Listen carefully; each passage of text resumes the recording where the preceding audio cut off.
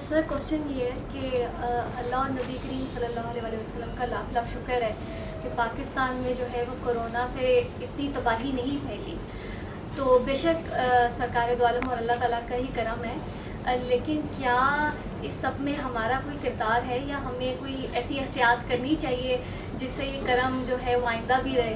तो आपका इस बारे में क्या ख्याल है? एहतियात तो ये है कि मास्क लगाना चाहिए और खामखा की गैदरिंग्स नहीं करनी चाहिए, या जैसे हुक्म है सरकार का जहाँ फैला हो वहाँ ना जाओ, और जहाँ पे आप हैं अगर खुदा न खास्ता वहाँ फैल गया तो वहाँ से भी ना भागें। ये तो उनका हुक्म है। पाकिस्तान में अल्लाह का इसमें कोई शक नहीं है, अल्लाह नबी का ख़ास करम है।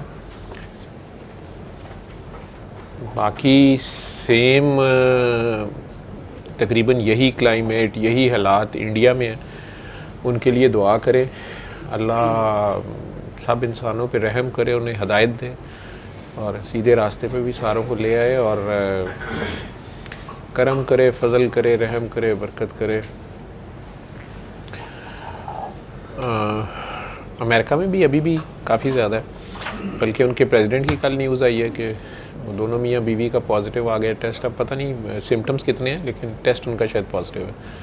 तो यहाँ पर भी हाँ सेकंड वेव की भी बात हो रही है, खुदा न खास्ता कि वो आ सकती है। मेरे ख्याल में क्यों ऐसा हुआ, मतलब अल्लाह रसूल का करम तो है, और इंसानी लेवल पे, हमारे लेवल पे जो हमने क्या करना है या क्या किया है या पूरी दुनिया से क्या डिफरेंट हुआ है।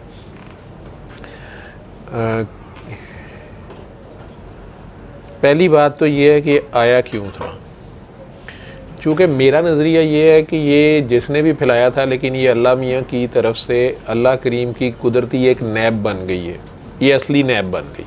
ठीक है, क्योंकि मैंने इसके दौरान 2-3 बड़ी, मैंने ही नहीं पूरी दुनिया के डॉक्टर्स ने ये ऑब्ज़र्व किया कि एक तो एलीट क्लास इसमें फंसी ज़्यादा, जो डेथ्स हुई हैं, फिर ज़्यादा जो करता धरता लोग थे वही ज़्यादा सीरियस भी बीमार हुए और डेथ्स भी उन्हीं में ज़्यादा हुई, गरीबों में कम हुई हैं। गरीब बीमार हो गए दूसरे दिन तीसरे दिन ठीक था, हमारे पास यही था। अव्वल तो बहुत कम बीमार हुए, और ये सिर्फ पाकिस्तान में नहीं देखा गया, ये सारी दुनिया में देखा गया ट्रेंड।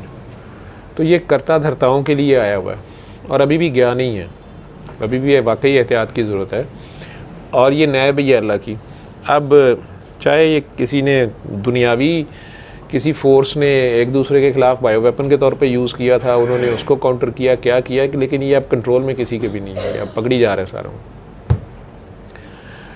दूसरा जो इसमें बड़ी अजीबोगरीब चीज़, मैंने अपने डॉक्टर्स के साथ, फेलो डॉक्टर्स के साथ राउंड्स में, और वो भी सारे डॉक्टर्स इस पे एग्री करेंगे कि जो मैंने पहले भी कई बार जिक्र किया है कि मार्च से पहले तक हमारे हॉस्पिटल्स में, या मैं अपनी वार्ड की बात करता हूँ कि 50 बेड की वार्ड है मेल फीमेल मिला के, तो उसमें अमूमन 50 से भी ज़्यादा पेशेंट ही होते थे। पोस्ट एमरजेंसी डे के ऊपर इतना रश होता था, कई बार डबलिंग हुई होती थी, 60 पेशेंट 65 पेशेंट इस तरह भी होते थे। कोरोना के स्टार्ट होते साथ कोरोना के लिए तो एक वार्ड मुख्तस कर दी गई या कह दिया गया, लेकिन ये नहीं समझ आई कि बाकी सारे जो मरीज़ थे वो कहाँ गए।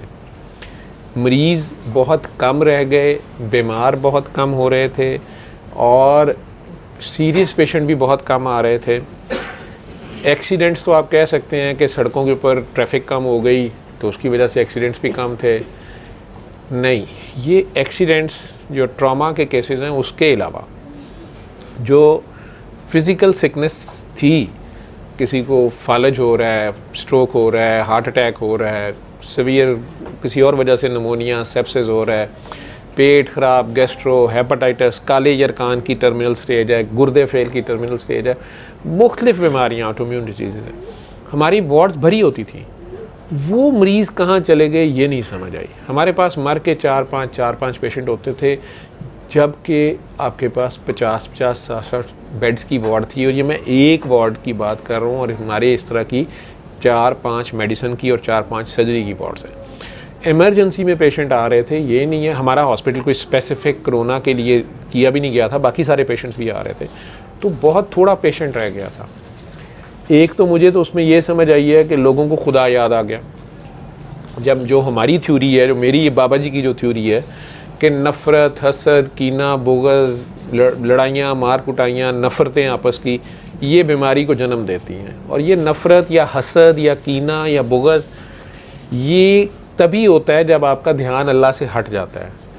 आप अल्लाह की डिस्ट्रीब्यूशन को, अल्लाह की दी हुई जो भी फ़ैसले हैं, या किसी को उसने कोई चीज़ ज़्यादा दी हुई है, किसी को कम दी हुई है, किसी के पास कोई चीज़ कम है, ज़्यादा, जो भी है, आप उसके ख़िलाफ़ जाने की कोशिश करते हैं, या अल्लाह के अहकामात को या अल्लाह रसूल के हुक्मों को या मोरालिटी के बेसिक रूल्स को छोड़ के आप एक दूसरे के ऊपर अपनी धौंस धांधली किसी ना किसी तरीके से जमाने की कोशिश करते हैं। आगे से वो भी आपसे रिएक्ट करता है। आपका हर लेवल पे, सोच के लेवल से लेके फ़िज़िकल लेवल तक, मुआशी लेवल से लेके मुआशरती लेवल तक आपके क्लैश या लड़ाइयाँ चल रही होती हैं, धींगा मुश्ती चल रही होती है। उस मनफी सोच या मनफियत के साथ बीमारी या रूहें कमज़ोर होती हैं और जिस्म भी उसके साथ बीमार होते हैं।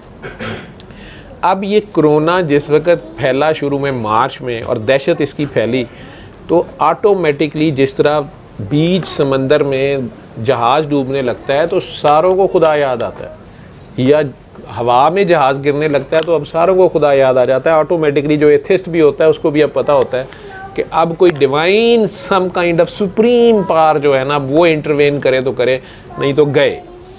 अब जब अल्लाह याद आ गया, टोटल नमाज कायम हो गई, हजूरी हासिल हो गई ना, मिनट में पता चल गया अल्लाह कहाँ है। जो मेरे जैसे पहले कहते किधर अल्लाह, अब बगैर अल्लाह हाय अल्लाह हुई अल्लाह हाय अल्लाह चीखें निकल रही होती हैं, उस वक्त नहीं पूछ रहे होते किधर है अल्लाह। ठीक है, अब जब अल्लाह याद आ गया सबको, तो आपस की लड़ाइयाँ मार कुटाइयाँ भी कुछ अरसे के लिए ख़त्म हो गई और पूरी दुनिया में ही पेशेंट्स जो थे वो कम हो गए।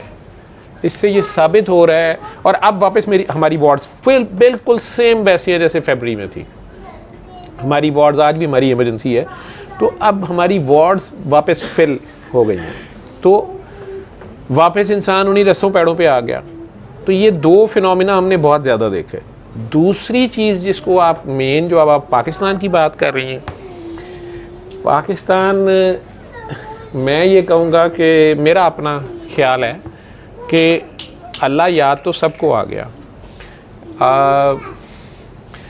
आप लोगों ने जो बहुत स्ट्रिक्ट लॉकडाउन नहीं किया ना, ठीक है, मैं उसमें किसी पार्टी की या सियासी नहीं, लेकिन वाकई ये सोचा गया कि यार गरीबों का, दिहाड़ीदारों का क्या बनेगा। नंबर 1, गवर्नमेंट ने स्टैंस ले लिया, इंटरनेशनल जो भी रूल्स, लॉज, SOPs या गाइडलाइंस आ रही थी, उसके बावजूद आपकी गवर्नमेंट ने और पर्टिकुलरली इमरान खान साहब ने, उन्होंने इस बात पे वो डट गए कि यार मैं ये जो लॉकडाउन है ना इतना स्ट्रिक्ट, ये ठीक नहीं है, हमारे दिहाड़ीदार का क्या बनेगा। और मेरा डे 1 से, अगर आप मेरे भी दुआएं देख लो, तो मैं शुरू से यही कह रहा था कि ये काम ना करना।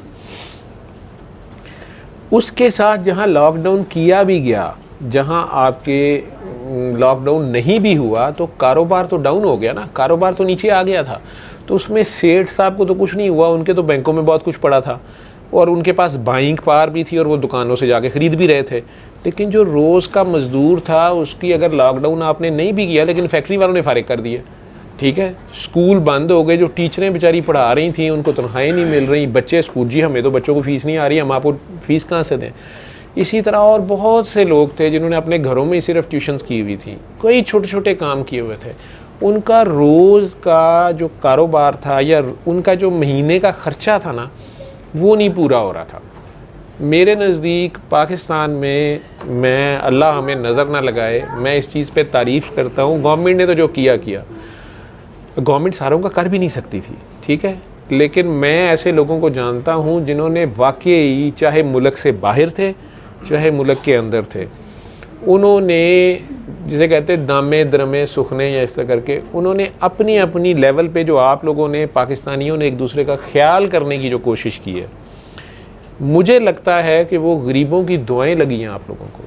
वो जो आप लोगों ने सखावत की है, अभी उस औरत के साथ अगर जिस तरह मोटरवे पे, चलो वो बदतमीज़ी या वाक़या हो गया, लेकिन पूरी कौम की उसके ऊपर एक आवाज़ थी, ठीक है, और अगर वो एसपी साहब बेचारे गुस्से में, मुझे तो वो एक बुढ़ा बाबा लगा है, एक बाप लगा है, जिस तरह वो गुस्से में कहते हैं कि यार तू उथे की करने गया से एक ही करती पीसी उथे इस वेले, वो उसके कहने का ये मतलब है, जैसे बुजुर्ग बड़े कहते हैं।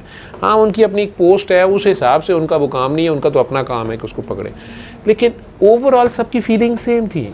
और आप गलत को गलत कह रहे थे और उस औरत का दर्द फील कर रहे थे कि उसकी जगह पे मैं भी हो सकता था, खुदा न खास्ता। और ये नहीं किसी ने इस चीज़ को इग्नोर किया कि कौन सा मेरे साथ नहीं हुआ, उसके साथ हुआ तो हो जाए। हम आज इंडिया के इंसानों का भी दर्द महसूस कर रहे हैं। अगर वहाँ इतनी डेथ्स हो रही हैं, मैंने आज सुना है कि वो डेथ रेट जो है उनकी शायद लाख से भी क्रॉस कर गया टोटल का, और पेशेंट्स उनके 60-70,000 100,000 से भी क्रॉस कर गए हैं। अल्लाह वहाँ भी खैर करे, उनके हुक्मरानों को और उनके कर्ता धर्ताओं को अल्लाह जो है ना हदायत दे, वो जुल्म बंद करें, वो कश्मीर की तरफ जो कुछ कर रहे हैं फॉर गॉड सेक उसको स्टॉप करें। और वो लॉकडाउन जो इधर आपको 15 दिन में जिसने नाको चने चुबवा दिए हैं, वो उन बेचारों को साल से ज़्यादा हो गया है। मुझे नहीं पता उनका कैसे वो हो रहा होगा, क्या नहीं हो रहा होगा, लेकिन बहरहाल उनकी आहें बहुत ख़तरनाक होंगी, पूरी दुनिया को हिला देंगी, मैं आपको कह रहा हूँ। तो पाकिस्तान की मेरे नज़दीक पाकिस्तान की हद तक जो है उसकी, चूँकि मैं इसका बिलीवर हूँ, इसलिए मैं तो ये एक्सप्लेनेशन दूंगा। मैं रहमान को पुकारता हूँ, अल्लाह को पुकारता हूँ, तो मैं सुबहान अल्लाह की इफ़ादियत को मानता हूँ, मैं माशाअल्लाह की इफ़ादियत को मानता हूँ, मैं इंशाअल्लाह की इफ़ादियत को मानता हूँ। ठीक है, मुझे ये पता है कि सिर्फ माशाअल्लाह कहने से बाप या माँ की अपने बच्चे को नज़र नहीं लगती, और ना कहने से लग भी सकती है। ठीक है, किसी की तारीफ़ से नज़र लग सकती है, आप सुभान अल्लाह फ़ौरन कह दें, माशाअल्लाह कह दें तो आप बच जाते हैं। इसी तरह जब आप लोग इस मुसीबत में आए तो बहरहाल आप लोगों ने खुदा को पुकारा, उसकी रहमानियत को पुकारा। आपने ना सिर्फ रहमानियत को पुकारा बल्कि आपने सब के लिए रहम मांगा, और इस मुल्क में शायद बहुत से लोगों ने माफ़ किया, शायद ज़्यादा ने किया, शायद सूरह रहमान के मैसेज को ही ले लिया, ठीक है, शायद नहीं बल्कि यकीनन लिया। आपके देखा देखी पूरी दुनिया की मसाजिद में अजानें शुरू हुई, आप लोगों के देखा देखी नॉन मुस्लिम कंट्रीज़ में उन्होंने कह के अजान दिलवाना शुरू की, और सूरह रहमान का मैसेज भी वहाँ फैला।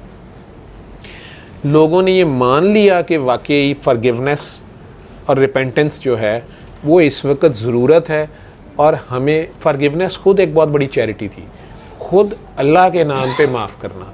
तो उसी तरह जिस वक्त आप लोग जिस तरह सुभान अल्लाह, अल्हम्दुलिल्लाह, अल्लाहु अकबर, माशाअल्लाह, इंशाअल्लाह से जो कुछ होता है, उसी में जिस वक्त आप लोगों ने ऑनेस्टी से उसकी रहमानियत को इस मुल्क वालों ने पुकारा है, तो जवाब रहमानियत का आया है।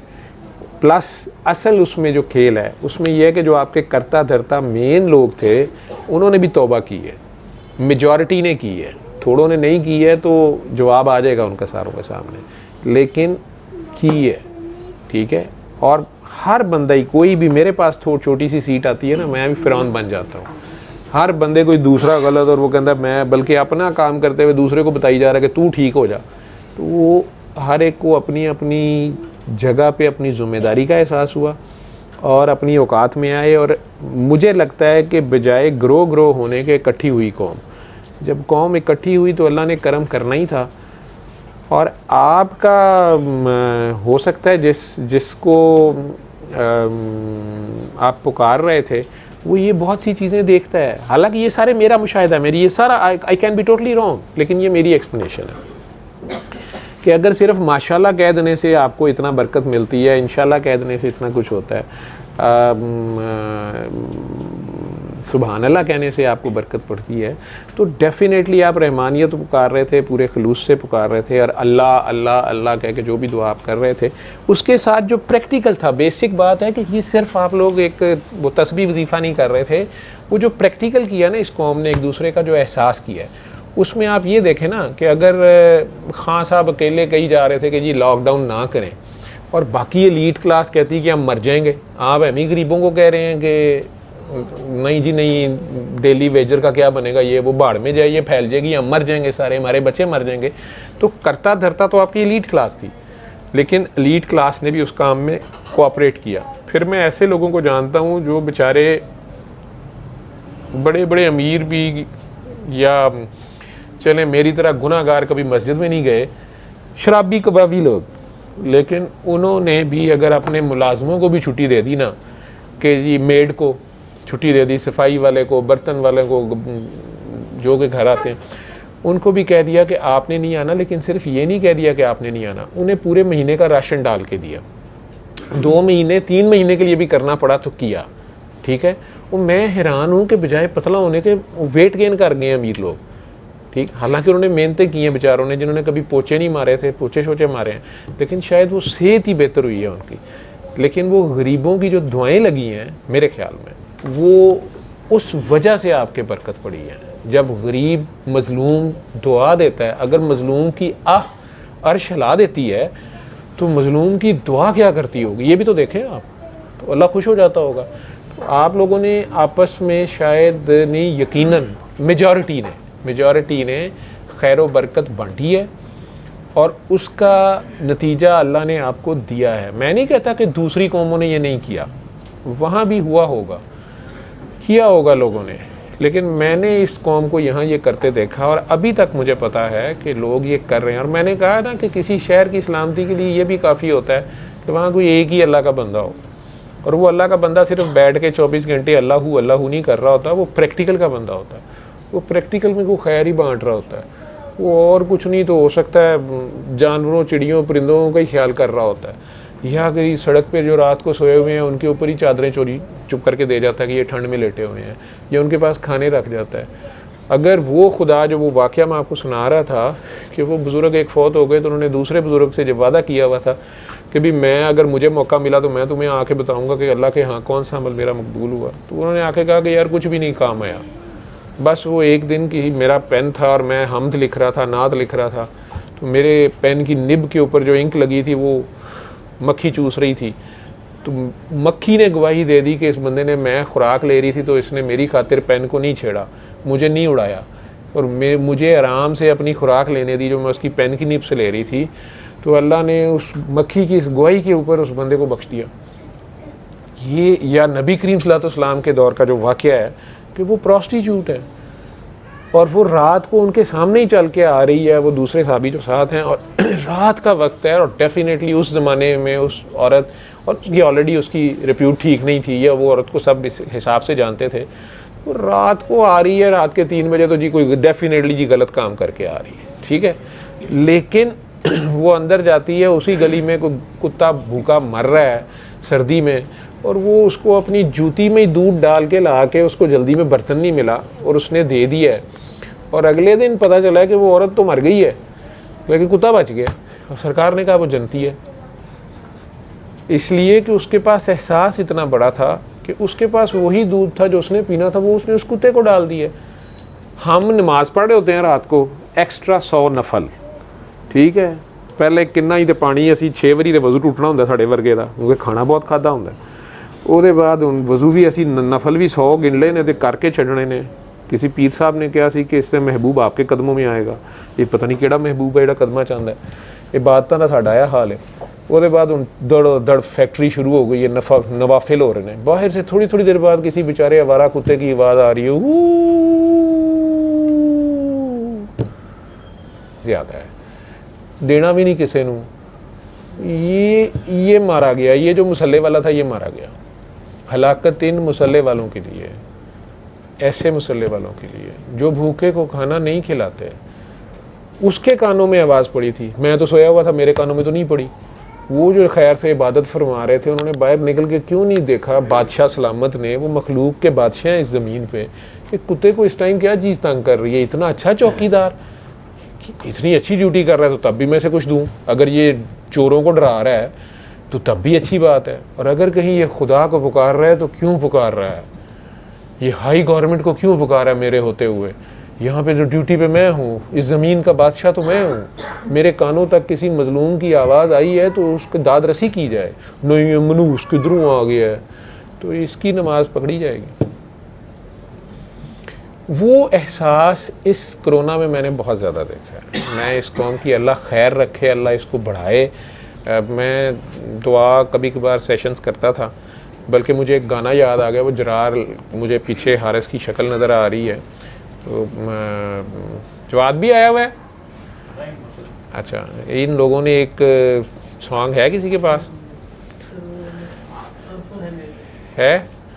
एक गाना हमने आज से 6 महीने पहले बनाया था, याद है? वो भी दुआ है, इन्होंने बनाया था, इन दोनों की एफ़र्ट थी। इन्होंने अली ज़ारिउन साहब से लिखवाया था। मेरी आज तक उनसे ना मुलाकात हुई, ना उनका शुक्रिया अदा किया, ना उनको कोई हदिया भी नहीं पेश कर सके। और इन्होंने जनाब ये गाना, इस पे वीडियो भी बल्कि बना के फिर उन्होंने अपलोड की थी। वो भी एक दुआ थी उस दौर में जब आप घरों में सारे बंद थे। और पता नहीं आज मुझे वो याद आ रहा था, 6 माह गुजर गए और उसमें यही इल्तिजा भी यही थी कि दुआ ना भूलना, रस्म दुआ ना भूलना। ठीक है, याद है? रस्म दुआ ना भूलना। कोई ब्लूटूथ से लगा दो उसको, तेरे पास है? ब्लूटूथ ऑन है। अच्छा, ब्लूटूथ सारा है तेरे पास पूरा है? शुरू से लगाना पड़ेगा, तेरा ब्लूटूथ ऑन करना पड़ेगा ना।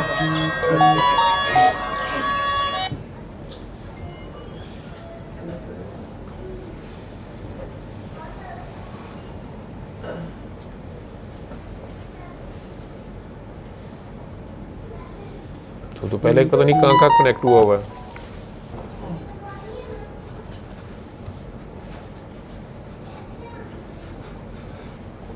आपने ब्लूटूथ ऑन किया हुआ है? जी, यहाँ से ऑन है।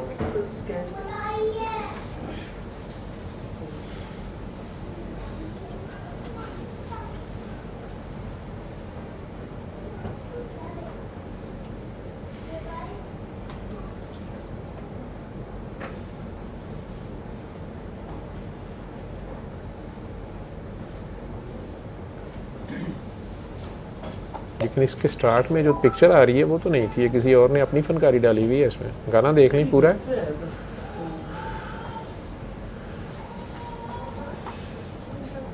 नहीं, ये 6:38 मिनट का है। ठहर, वो तो 7 मिनट वाला है, वो तो पूरा निकला है। उसको ब्लूटूथ करके ना उसको लगा दे, उसने खुद ही लगा दिया तो उसको ब्लूटूथ करके लगा दे। जो पूरा था उसका, उसकी मेहनत थी ना उनकी, वो बिच फनकारियाँ अपनियाँ पाती है ना, बच्चों ने बड़ी मेहनत की हुई थी इसमें। बल्कि उसके इंग्लिश सब टाइटल्स थे। उसका एक एक जो शॉर्ट वीडियो का था ना, वो उसमें मैसेज था, तस्वीर में भी मैसेज था, वर्डिंग में भी था, म्यूज़िक में भी था और वैसे भी था। आज ही मैं उसको सुन रहा था, किसी ने मुझे भेजा हुआ था, पता नहीं किधर गया वो। अल्लाह अल्लाह अल्लाह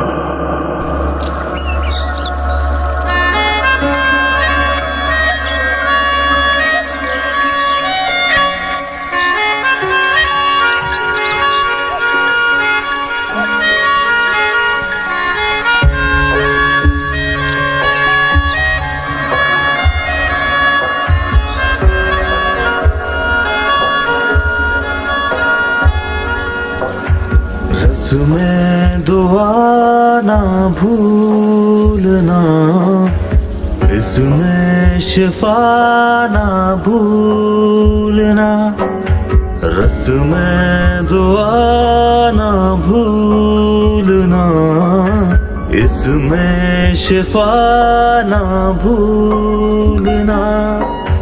माना के सख्त है ये दिन, माना के सख्त है ये दिन, फिर भी खुदा ना भूलना, रस्में दुआ ना भूलना, इसमें शिफा ना भूलना।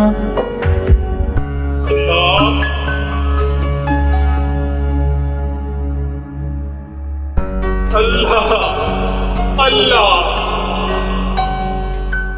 अल्लाह अल्लाह अल्लाह,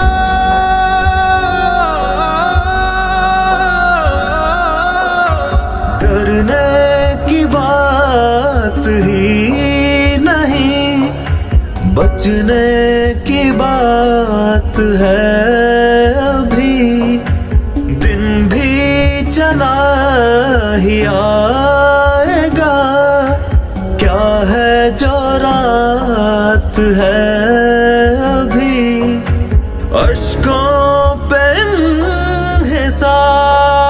है, दिल अब भी उम्मीदवार है।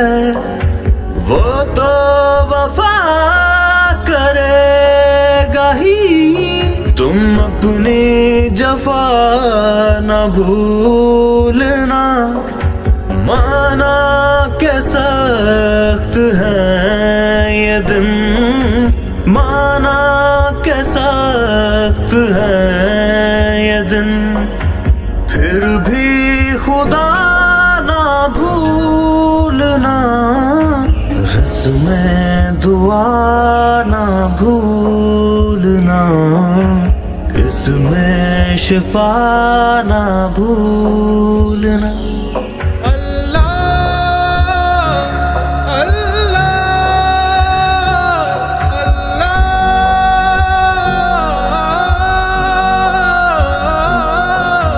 उसकी अता नहीं है कम, हमसे ही सब खता हुई।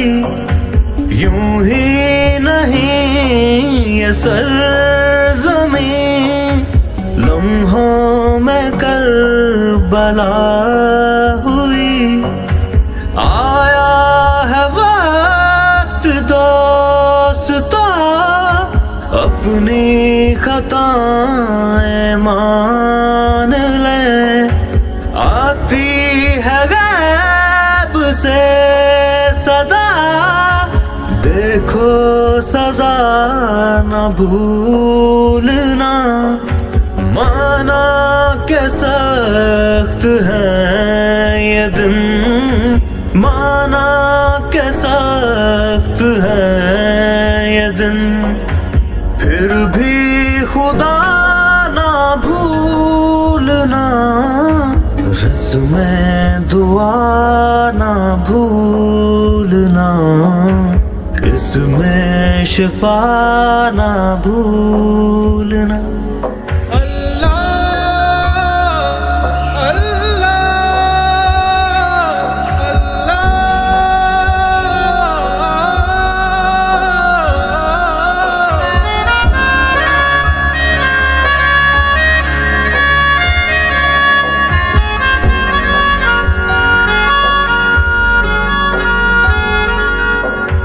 फिर से गले मिलेंगे हम, शिकवे गिले करेंगे हम। कटने को है ये कैद भी, फूलों से घर भरेंगे हम। जाएंगे ये वबा के दिन, आएंगे फिर शिफा के दिन। आएगी खैर भी अली अली अली अली, आएगी खैर भी अली। तुम ये दुआ न भूलना, माना के सख्त है ये दिन, माना के सख्त है ये दिन, फिर भी खुदा ना भूलना। रस्में दुआ ना भूलना, इसमें शिफा ना भूलना। अल्लाह अल्लाह अल्लाह।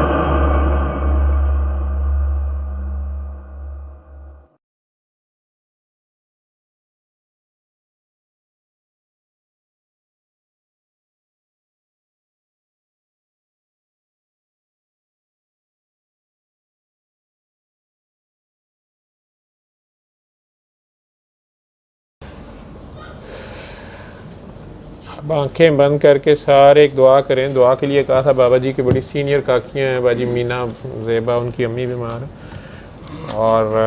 और भी काफ़ी लोग, आजकल कैफियत काफ़ी ज़्यादा है। आँखें बंद करके आप सभी लोग दुआ करते हो कोई लंबी चौड़ी दुआ नहीं करनी, अपने आप को खुदा के रूबरू बस पेश कर दें आजिज़ी और गुनाहगारी से। और जब आपको लगे कि आपका ध्यान उधर हो गया है तो अपने दिल ही दिल में जितने प्यार से 3 बार अल्लाह कह सकेंगे अपने ख़्याल में कहिएगा, उसको प्यार से पुकारें बग़ैर किसी गर्ज़ के, उसे प्यार से दिल में पुकारें कि आप हैं, अल्लाह है और वो सुन रहा है। बहुत प्यार से, सिर्फ़ प्यार के लिए पुकारें और उससे खैर करम फजल मांगें। जब मैं कहूँगा तो आंखें खोलिएगा।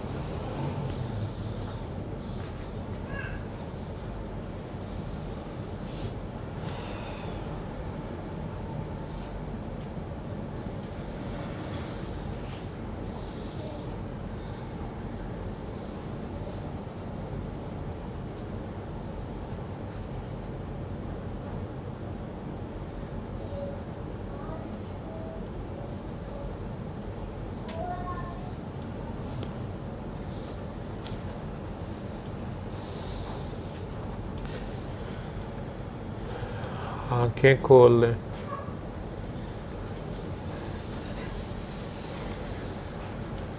इस दुआ में किसी का कोई एक्सपीरियंस जो शेयर करना चाहे।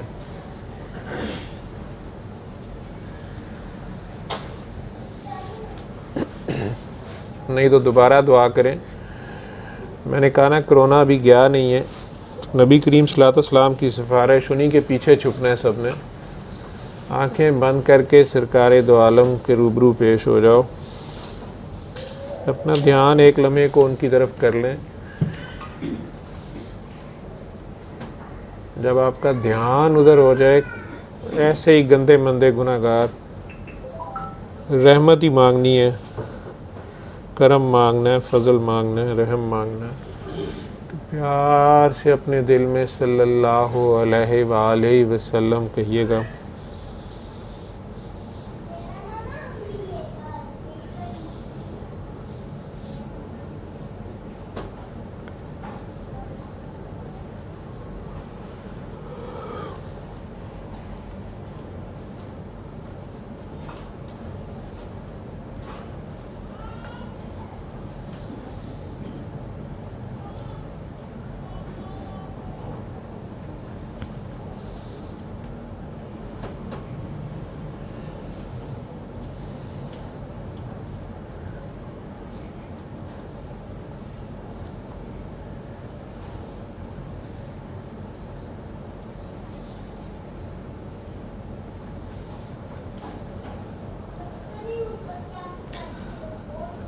बलगल उला बिकमालिही, बलगल उला बिकमालिही, कशफत तुजा बिजमालिही, हसनत जमीउ खिसालिही, सल्लु अलैहि वालिही, सल्लु अलैहि वालिही, सल्लु अलैहि वालिही।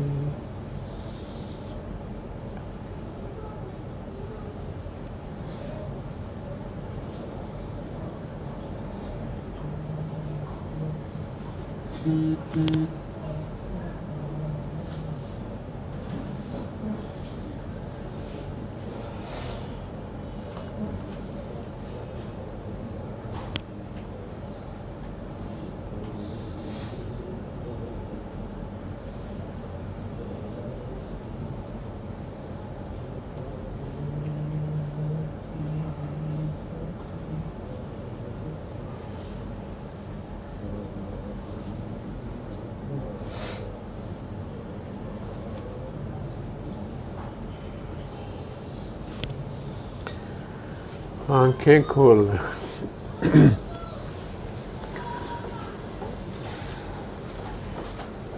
दुआ खुद आप लोग आगे ज़्यादा से ज़्यादा लोगों में कराया करें, खैर बांटा करें।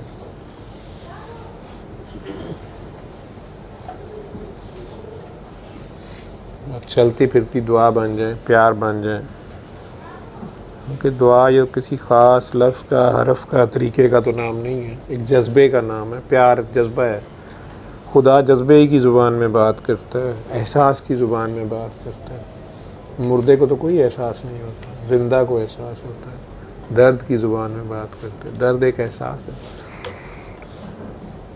एक दूसरे के दर्द को बांट लेना चाहिए, जज्ब कर लो। हाँ, उसमें ये भी है कि आप खुदा तो नहीं है कि पैसों शैसों से नहीं आप सारों का कुछ कर सकते, और ना इसमें फिर जहाँ पैसा आ जाता है वहाँ फसाद शुरू हो जाता है। और वो करना है तो वो इतना छुप के करें कि वाकई आपके बाएं हाथ को ख़बर ना हो। वो बाएं हाथ को ख़बर होने का मतलब ये है कि किसी तीसरे बंदे को ना हो और उस शख्स की इज़्ज़त नफ्स भी मजरूह ना हो। इसको इस तरीके से उसकी मदद करें कि वो अपने पैरों पे कल को खड़ा हो सके। सिर्फ यही नहीं है कि उसका महीना लगा दिए, वो उसको एक बेकारी ना बना दें या उसको एक पैरासाइट ना बना दें। जैसे वो शख्स का हम बचपन में पढ़ते थे छोटी जमातों में, कहीं तीसरी चौथी की जमात में, इस्लामियात में वाक़या था ना, कोई शख्स मांगने आया सरकार दो आलम से कि मेरे पास कुछ नहीं है खाने को। उन्हें कुछ तो घर में होगा, कुछ भी नहीं है। उन्होंने कुछ तो होगा, उसने एक प्याला ही रह गया। उन्होंने कहा वही ले आओ। प्याला आ गया है तो आपने, सरकार ने फरमाया भी किसी ने प्याला ख़रीदना है,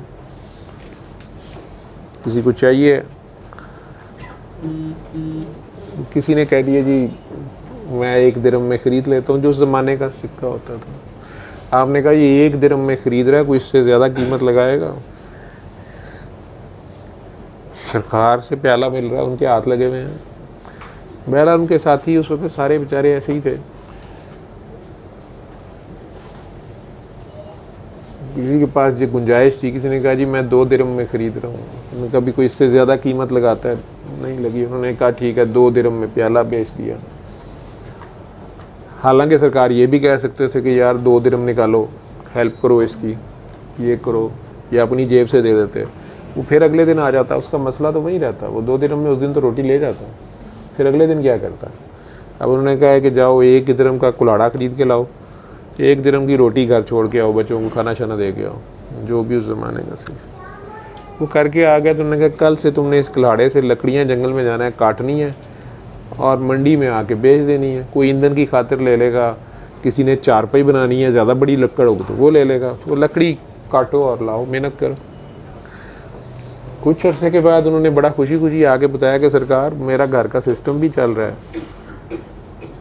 और मेरे पास 6 दिरहम भी इकट्ठे हो गए हैं। ठीक है, अब हो सकता है सरकार किसी और का प्याला कहे तूने ख़रीदना है, अब ये बंदा आगे ये काम कर सकता है, ये 2 दिरहम का प्याला वापस ख़रीद ले, किसी और गरीब की हेल्प कर दे। इस तरह तो हो सकता है। अदरवाइज़ आप कितनों के वजीफ़े लगाएंगे और कितनों की आप फैमिली से करेंगे, वो घर बैठे खाएंगे, फिर आपके दिल में बुरा ख्याल आएगा, वो करेंगे, फिर ज़्यादा लोगों को पता चल गया, वो आपका दरवाज़ा नॉक करेंगे। आप हेल्प कर सकते हैं अगर आपका पता चला जी ये साहब करते हैं। अब हर बंदा आके कहता है मेरी हेल्प करो, आप परेशान हो जाते हैं कि यार इनमें से वाकई सच्चे कितने हैं, झूठे कितने हैं, फ्रॉड कितने हैं। ये भी होता है। बेकारी को उन्होंने भीख नहीं दी। ठीक है, जो इस तरह कर रहा है, इशारे पे रोज़ खड़ा है, मांग रहा है, इसको डिस्करेज किया रात ने। झिड़का नहीं है लेकिन डिस्करेज भी किया, शायद झिड़का भी हो, लेकिन हेल्प इस तरीके से की है कि वो बंदा अपने पैरों पे खड़ा हो जाए, उसकी इज़्ज़त नफ्स भी मजरूह ना हो जाए। वो खुद कमा के खाएगा। किसी खातून को आपने सिलाई मशीन ले दी है, किसी को कह दिया कि आप कबाब रोज़ के 1000 बना दिया करें, मैं कीमा आपको पहुँचा दूँगा, मुझे अपने होटल के लिए चाहिए, या मैं आगे किसी अच्छे होटल में ठेके पहुँचा दूँगा, आप बस ये बना दिया करें किसी बेवा को, किसी मजबूर को।